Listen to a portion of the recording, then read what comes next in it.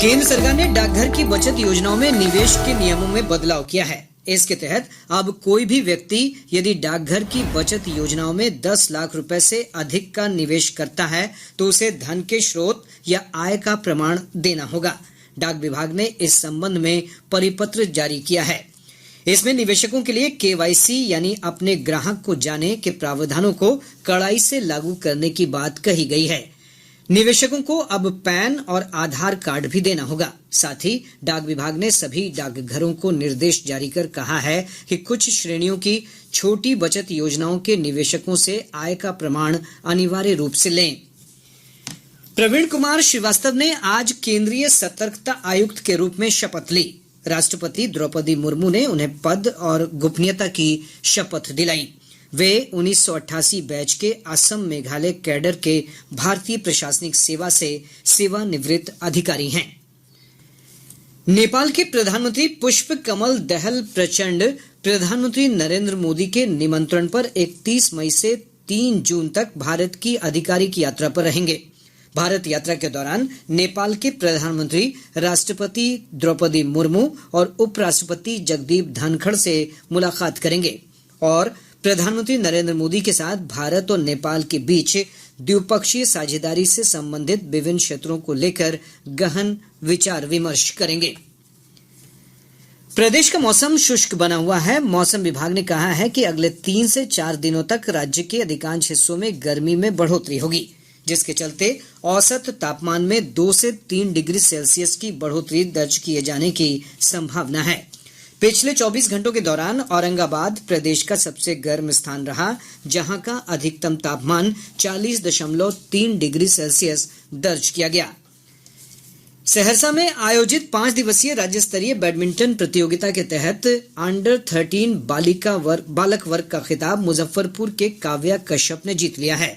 उन्होंने मुंगेर के असदुल्लाह को फाइनल मुकाबले में पराजित कर दिया। वहीं दोहरे मुकाबले में असदुल्ला और काव्या कश्यप की जोड़ी ने खिताब अपने नाम किया। बैडमिंटन संघ के अध्यक्ष और पूर्व मंत्री अब्दुल बारी सिद्दीकी ने विजेता खिलाड़ियों को पुरस्कार प्रदान किए। प्रधानमंत्री नरेंद्र मोदी ने आज कहा कि उनकी सरकार बिना किसी भेदभाव के सभी लोगों तक केंद्रीय योजनाओं का लाभ पहुंचा रही है। श्री मोदी ने वीडियो कॉन्फ्रेंस के माध्यम से पूर्वोत्तर भारत की पहली वंदे भारत ट्रेन की शुरुआत करते हुए कहा कि बुनियादी ढांचा बिना किसी भेदभाव के सभी के लिए है, जिससे रोजगार, सशक्तिकरण, जीवन की गुणवत्ता में सुधार सहित विभिन्न प्रकार के अवसर पैदा होंगे। श्री मोदी ने कहा कि बुनियादी ढांचे का विकास सामाजिक न्याय और धर्मनिरपेक्षता की सच्ची अभिव्यक्ति है। केंद्रीय जल शक्ति मंत्री गजेंद्र सिंह शेखावत ने आज कहा कि प्रधानमंत्री नरेंद्र मोदी के नेतृत्व में 9 साल के दौरान किए गए कार्यों से लोगों का लोकतंत्र में भरोसा बढ़ा है।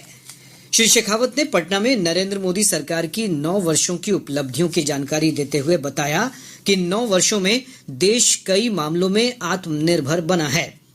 केंद्रीय मंत्री ने कहा कि विश्व में अर्थव्यवस्था की डावाडोल स्थिति के बावजूद भारत की आर्थिक स्थिति मजबूत रही है। उन्होंने कहा कि कोविड महामारी के दौर में 220 करोड़ टीके मुफ्त उपलब्ध कराकर प्रधानमंत्री ने देशवासियों को मजबूत सुरक्षा कवच प्रदान किया। बिहार के कोसी महासेतु परियोजना को पूरा करने का उल्लेख करते हुए श्री शेखावत ने कहा कि प्रधानमंत्री ने ऐसी कई वर्षों से लंबित परियोजनाओं को पूरा किया है। उन्होंने कहा कि पिछले 9 वर्षों में देश भर में 12 करोड़ से अधिक घरों तक नल का जल पहुंचाकर कीर्तिमान स्थापित किया गया है। भाजपा के वरिष्ठ नेता और केंद्रीय मंत्री गिरिराज सिंह ने आगामी लोकसभा चुनाव के पहले मुख्यमंत्री नीतीश कुमार द्वारा विपक्षी दलों को एकजुट करने के अभियान की आलोचना की है। पटना में संवाददाताओं से बातचीत करते हुए श्री सिंह ने यह प्रतिक्रिया दी। उन्होंने कहा कि मुख्यमंत्री ने कांग्रेस सहित उन दलों के साथ फिर से हाथ मिला लिया है जिनका आपातकाल के दौरान विरोध किया गया था। श्री सिंह ने कहा कि मुख्यमंत्री द्वारा विपक्षी दलों को एकजुट करने के लिए 12 जून को पटना में बुलाई गई बैठक के कोई मायने नहीं हैं।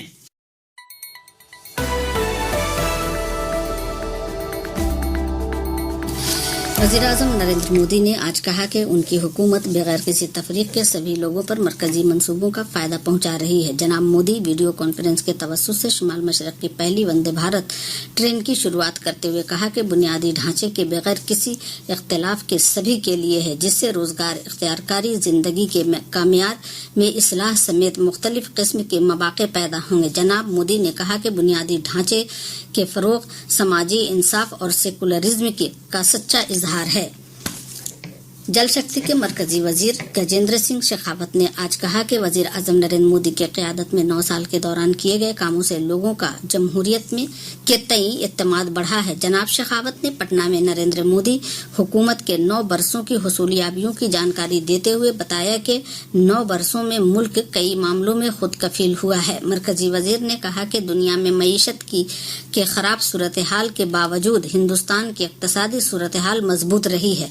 उन्होंने कहा कि कोविड वबा के दौर में 220 करोड़ टीके मुफ्त मुहैया कराकर वजीर आजम ने मुल्क के बाशिंदों को बेहतर तहफ़्फ़ुज़ कवच अता किया। बिहार की कोसी महासेतु प्रोजेक्ट को मुकम्मल करने का जिक्र करते हुए जनाब शेखावत ने कहा कि वजीर आजम ने ऐसे कई सालों से जेरे इल्तवा प्रोजेक्टों को पूरा किया है। उन्होंने कहा कि गुज़श्ता 9 वर्षों में पूरे मुल्क में 12 करोड़ से ज्यादा घरों को नल का पानी पहुंचाकर रिकॉर्ड कायम किया गया।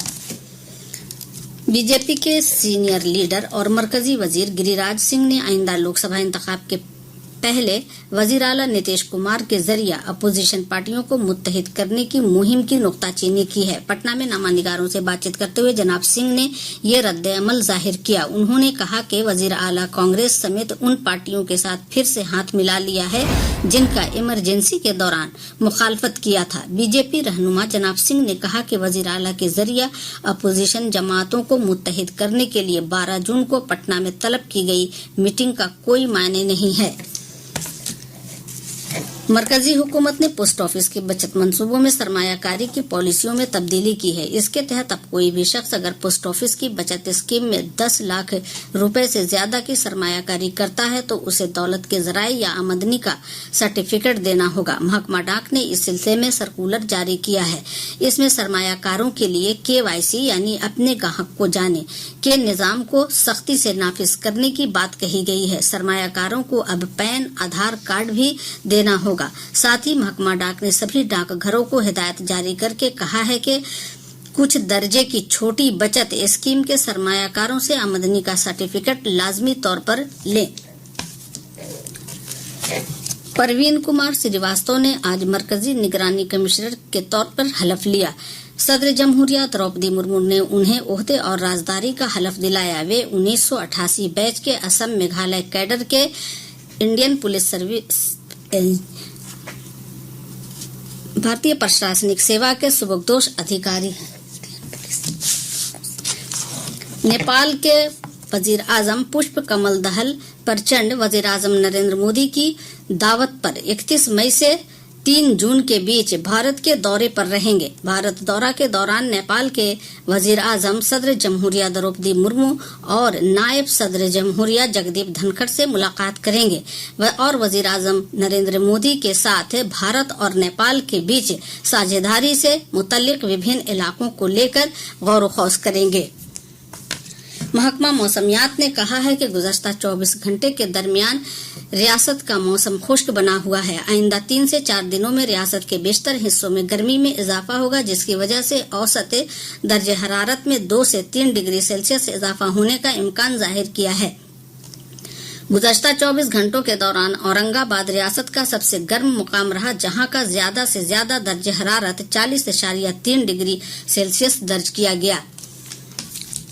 सहरसा में मुनक़िद 5 रोजा बैन रियासती बैडमिंटन मुकाबले में अंडर 13 का खिताब मुजफ्फरपुर के काव्या कश्यप ने जीत लिया है। उन्होंने मुंगेर के असदुल्ला को फाइनल मुकाबले में हराया है। वहीं दोहरे मुकाबले में असदुल्ला और काव्या कश्यप की जोड़ी ने खिताब अपने नाम किया है। बैडमिंटन एसोसिएशन के सदर और साबिक वजीर अब्दुल बारी सिद्दीकी ने फातिहीन खिलाड़ियों को इनाम से नवाजा।